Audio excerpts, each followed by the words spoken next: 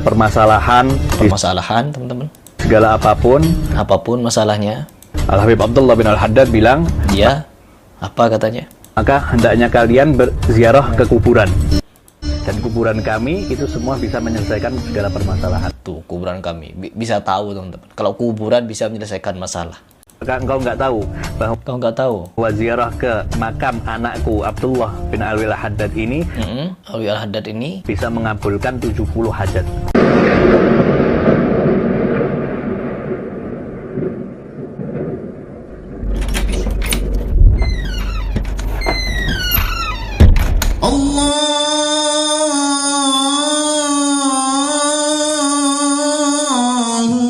Selamat datang di channel yang inspiratif dan informatif, menyajikan data dan fakta dengan menyadarkan Al-Quran dan Sunnah sebagai tolak ukur kebenaran secara kritis, adil, dan mencerahkan. Assalamualaikum warahmatullahi wabarakatuh. Insya Allah kalian semua dalam perlindungan Allah, sehat walafiat, dimudahkan Allah urusannya, dilancarkan pekerjaannya. Insya Allah kita tetap hadir tampil menyampaikan Al-Quran dan Sunnah melalui ulama-ulama pewaris Nabi. Bukan ulama ulama jahat, ulama menipu umat ke dalam kesesatan yang nyata. Bahkan ada Habib yang menganjurkan kepada manusia apabila berziarah ke makam kami akan mendapatkan hajat sekian puluh. Diajaknya orang untuk meminta-minta kepada kuburan orang yang udah mati. Ini viral itu. Habib yang ngaku-ngaku di dalam tubuh kami mengalir darah Rasulullah. Ini kesesatan yang nyata. Jangan sampai kalian tertipu. Apapun alasan kalian, tidak akan pernah diterima Allah. Tidak ada manusia yang paling mulia di kolong langit dunia ini selain Rasulullah SAW dan para sahabat-sahabatnya. Itulah manusia yang paling mulia, yang dikasih dan disayangi oleh Allah. Nyata di Quran, Rasulullah diampuni dosa-dosanya masa lalu dan akan datang. Demikian juga para sahabat, diberi janji sama Allah surga untuk mereka. Ini hari ini, setelah wafatnya Rasulullah 1432 tahun yang silam, bermunculan manusia-manusia mengaku keturunan Nabi, tapi menyesatkan manusia dari jalan Allah dan Rasulnya. Itukah kalian ikuti? Carilah ulama poros Nabi yang disebut Wahabi. Mereka lah yang sayang sama kalian. Mereka lah yang memperlihatkan kesesatan-kesesatan yang diajarkan oleh setan-setan dari wujud manusia kepada kalian. Bukan mereka benci sama kalian, tapi kalian mengatakan mereka Wahabi, memecah belah umat, teroris, ekstrim. Ulama poros Nabi tidak mengharapkan dunia.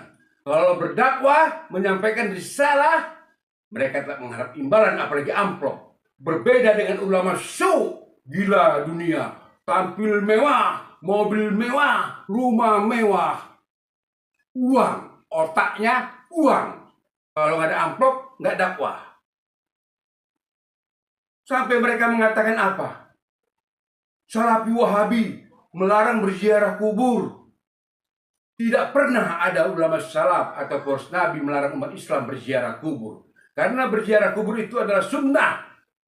Dan itu diridhoi oleh Rasulullah SAW.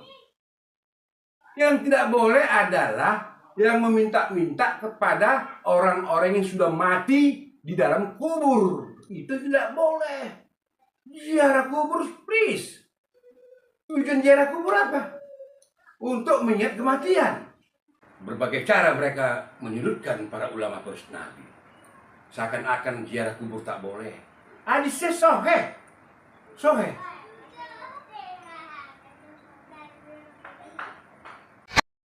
Kubur diharamkan, molodan diharamaki, tahlilan diharamaki.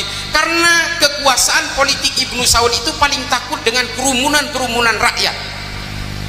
Mereka takut rakyat melakukan perlawanan kepada kerajaan. Termasuk unjuk rasa diharamkan, menghina pemimpin diharamkan. Makanya dikatakan di dalam hadis riwayat Imam As-Suyuti dalam Syarhus Sudur, anasu ma yakunul mayyitu fil qabri idza zarahu man kana yuhibbuhu fid dunya. Paling senangnya orang mati di alam kubur itu apabila diziarahi oleh orang-orang yang dia cintai ketika di dunia. Kita ada ziarah kubur, kalau Wahabi gak ada ziarah kubur, dan mereka fatwanya ngarang-ngarang. Karena kita ini sibuk ya, sibuk kerja, sibuk ini. Ziarah kubur tuh biasanya umat Islam hari raya. Hari raya ziarah kubur, kadang menjelang puasa. Biasanya menjelang hari raya, ustadz-ustadz Wahabi keluarkan fatwa. Apa fatwanya? Ziarah kubur waktu hari raya hukumnya haram. Mengapa? Hari raya untuk bersenang-senang, bukan untuk bersedih-sedih katanya. Loh, memangnya kita kalau ke kuburan sedih? Oh, enggak sedih. Kita sama istri, sama anak, bajunya baru-baru, anaknya melompat-lompat itu. Gak ada kesedihan. Dan dalilnya gak ada. Mereka cuma pakai akal-akalan. Wali-wali Allah itu apakah ada keberkahan? Ya, di antaranya Syekh Abdul Qadir Al-Jilani. Jadi kalau ada orang bertawassul kepada Allah dengan wali-wali Allah, dalam kitab Al-Mawsu'ah As-Yusufiyah fi Adillatis Sufiyah, ulama dari Damaskus Suriah, orang yang berdoa di makam para wali, tidak menyembah kubur, bukan menjadikan kubur sebagai berhala, tapi mereka bertawassul kepada Allah dengan berkah kedudukan seorang wali di hadapan Allah. Syekh Abdul Qadir Al-Jilani salah satu wali Allah yang diberikan rekomendasi oleh imam ahli hadis ahli fiqih dari kalangan mazhab Syafi'i. Imam An-Nawawi mengatakan Imam Syekh Abdul Qadir Al-Jilani di antara ulama wali Allah yang diberikan keutamaan-keutamaan. Maka kalau ada orang yang bertawassul kepada Allah, ya Allah, aku memohon kepada Engkau berkat kemuliaan Syekh Abdul Qadir Jailani. Bukan dia meminta kepada manusia. Tidak ada orang minta, hai Syekh Abdul Qadir Jailani, tolonglah permudah jodoh saya. Gak ada. Bukan minta sama dia, minta kepada Allah berkat kemuliaan, barakah kemuliaan. Misalnya, ya Allah, aku memohon kepadamu dengan haknya mursyid-mursyid di tarekat Idrisiyah. Itu namanya bertawasul kepada para wali Allah, wassolihin, dan orang-orang soleh, wa ziyarata kuburihim, dan menziarahi kubur mereka, syirkun, dianggap sebagai syirik. Nah, ini salah satu fitnah dari paham Muhammad bin Abdul Wahab. Jadi berziarah ke makom Nabi, bertawasul dengan Nabi, bertawasul dengan para nabi, bertawasul dengan para wali, bertawasul dengan orang soleh, dan menguburi makom-makom mereka, syirkun, dihukumi sebagai syirik. Kalau syirik gimana? Surga apa neraka? Syirik itu dosa terbesar. Kalau tidak taubat kepada Allah, di akhirat tidak akan diampuni oleh Allah. Dosa terbesar. Kita ini disebut orang-orang syirik, yang suka ziarah ke kubur, yang suka tawasul dengan nabi kita, para nabi, dengan para orang-orang soleh, masaih, maka dipandang sebagai syirik. Nah, ini yang syad paham yang membawa fitnah ini di kalangan umat Islam. Salah satu fitnah dari paham Muhammad bin Abdul Wahab. Jadi yang dikatakan Wahabi atau Syekh Muhammad bin Abdul Wahab dengan seluruh jamaahnya itu, dia hanya mengatakan jika kuburan itu disembah, jika kuburan itu dikultuskan, nah itu bisa sampai ke tingkat musyrik. Jadi tidak ada yang mengharamkan ziarah kubur itu. Tidak ada ya ziarah kubur. Karena ziarah kubur dihukumi sunnah malah oleh Wahabi gitu. Baik oleh Syekh Shalih Utsaimin, Ali Fauzan, Syekh Albani, siapapun, tidak ada yang mengharamkan ziarah itu dari tokoh-tokoh Wahabi. Apalagi Syekh Muhammad bin Abdul Wahab dalam bantahan-bantahannya terhadap kuburiyun itu. Om, nggak ada itu ulama salaf yang kalian sebut Wahabi itu melarang ziarah kubur. Bukan, nggak ada. Itu otak kau aja yang menerjemahkan, menafsirkan begitu, supaya ulama-ulama penerus Nabi suka menyalah-nyalahkan amalia orang lain. Bukan, justru ulama-ulama penerus Nabi ulama salaf yang kalian sebut Wahabi itu memperlihatkan kesesatan yang kalian ajarkan kepada umat Islam. Nggak pernah ulama salaf melarang ziarah kubur. Nih, perkataan ulama salaf. Yang nggak boleh itu adalah minta-minta kepada orang yang mati. Siapapun beliau. Yang mati itu mau dia mantan presiden, mantan gubernur, orang sakti, atau tokoh agama, orang mulia, semuanya akan hilang gelar-gelar tersebut ketika dia mati. Karena apa? Semua orang yang udah mati, rohnya kembali kepada Allah Azza wa Jalla. Jasadnya terbaring kembali ke tanah. Dari tanah asal manusia kembali ke tanah. Orang mati tak punya kuasa, tidak punya kekuatan, malah dia memohon doa kepada anak-anaknya yang soleh atau soleha. Orang yang udah mati, ruhnya kembali ke alam ruh dalam kekuasaan Allah. Jika ruh itu berkunjung ke keluarganya, itu urusan Allah memperkenankannya. Tidak ada yang tahu kapan waktunya. Yang mati udah selesai. Ini kok orang mati diminta-mintain, ya aku mau berhajat, mau ini, mau itu. Itulah sebodoh-bodohnya orang. Sedumuk-dumuknya manusia meminta kepada orang yang mati. Mari kita dengarkan, apa kata ulama salaf? Dan apa hukumnya apabila kita minta-minta kepada orang yang mati? Tawassul dengan asma Allah yang husna dan sifat Allah Jalla wa'ala yang mulia. Bertawassul dengan perantara nama-nama Allah Jalla wa'ala yang indah, dan tawassul dengan sifat-sifat Allah Jalla wa'ala yang mulia. Yang kedua adalah tawassul dengan perantara amal soleh yang pernah kita perbuat. Ya. Yang ketiga, tawassul dengan doanya orang yang saleh yang masih hidup. Adapun selainnya itu haram. Tawassul dengan orang yang sudah meninggal dunia, syirik, haram, tidak boleh. Atau tawassul dengan kemuliaan Nabi Muhammad SAW, tidak boleh. Atau tawassul dengan kemuliaan orang tua yang sudah meninggal dunia, tidak boleh. Ya. Atau berkaitan dengan tawassul yang tidak dibolehkan lainnya. Seperti misalnya antum dengar kadang, ya, ada orang yang kita perhatikan sebelum maghrib biasanya itu, atau sebelum adzan, berdoa seperti ini. Ya Rabbi bil Mustafa balik maqasidana. Boleh nggak begitu? Tidak boleh. Itu bertawassul dengan siapa? Dengan Nabi Muhammad. Kenapa tidak boleh? Karena Nabi Muhammad sudah meninggal dunia. Tidak dibolehkan yang demikian. Atau tawassul dengan kemuliaan para nabi, tidak boleh. Atau tawassul dengan kemuliaan orang saleh, juga tidak boleh yang demikian. Haram yang demikian. Atau tawassul dengan orang-orang yang sudah meninggal dunia, ya syekh ini, ya syekh itu. Atau bisa jadi orangnya masih hidup tapi gaib, nggak di hadapan kita. Tahu-tahu kita dalam doa kita menyebutkan syekh itu, meskipun syekh itu masih hidup, tapi gaib, nggak ada di hadapan kita, nggak boleh juga yang demikian. Nah, atau tawassul ya dengan apa?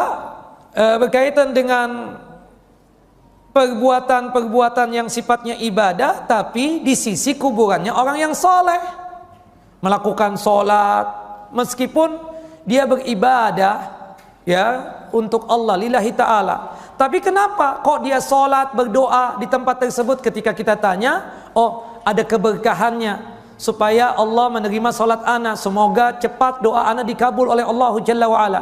Nah ini kan berarti dia tersebut apa? Bertawassul dengan tempat yang dimana dia pikir itu sebagai apa? Tempat yang penuh dengan keberkahan. Itu pun juga haram, tidak dibolehkan yang demikian. Nah ini banyak sekali kita katakan tawassul yang tidak boleh, tapi yang seringnya yang terjadi di masyarakat kita itu apa? Tawassul dengan orang yang sudah meninggal dunia, yang mereka yakini itu orang yang meninggal dunia itu adalah orang yang soleh. Hatta kita katakan itu orang yang soleh, berhubung mereka itu sudah meninggal dunia, kita tidak boleh bertawassul dengan doanya orang yang bertawassul dengan orang yang sudah meninggal dunia. Kita boleh bertawassul dengan doanya orang yang soleh yang masih hidup. Selain daripada 3 tawassul tadi, selain tawassul dengan asma dan sifat Allah, selain tawassul dengan amal soleh yang pernah kita kerjakan, selain tawassul dengan doa orang soleh yang masih hidup, haram, tidak dibolehkan, tidak disyariatkan. Wallahu a'lamu bissawab. Dan inilah saya katakan ya, bukan berarti kita melarang ziarah kubur. Karena sekarang timbul isu bahwasanya orang-orang sunnah itu melarang untuk ziarah kubur. Saya katakan tidak, bahkan Nabi SAW menyuruh untuk apa? Ziarah kubur. Namun saya ingatkan, ziarah kubur yang syar'i adalah ziarah kubur yang mengumpulkan 2 keutamaan atau 2 tujuan. Yang pertama untuk mengingat kematian, yang kedua adalah untuk mendoakan apa?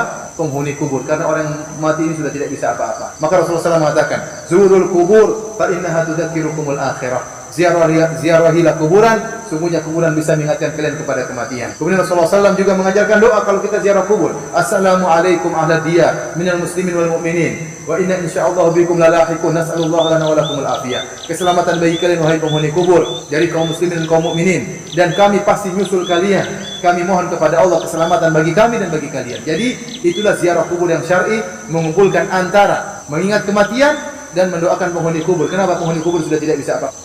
Kemudian ada adab-adabnya dalam hadis disebutkan. Lebih baik kalau kita membuka sandal, gitu kan? Ini sunnah Nabi SAW. Tapi kalau orang melihat memang misalnya becek, nggak bisa, ya, atau mungkin ada jalan khusus dibuat pakai paving block sekarang, jadi tidak menginjak-injak kuburan tersebut, maka itu juga sebagian ulama mengatakan tidak ada masalah. Tapi kalau yang membuka adalah sunnah Nabi SAW. Kemudian juga termasuk tidak mengangkat suara, tidak menduduki kuburan, ya, tidak menginjaknya. Ini termasuk bagian dari sunnah Nabi SAW.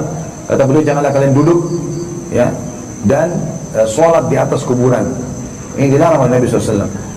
Juga dalam hadis, kalau siapa yang mensolati jenazah dapat setengah, dapat seperti pahala gunung, 1 gunung, dan siapa yang mengantar jenazah sampai selesai dimakamkan, dia berada di sekitar itu berarti nunggu, maka dapat 1 gunung lagi pahala.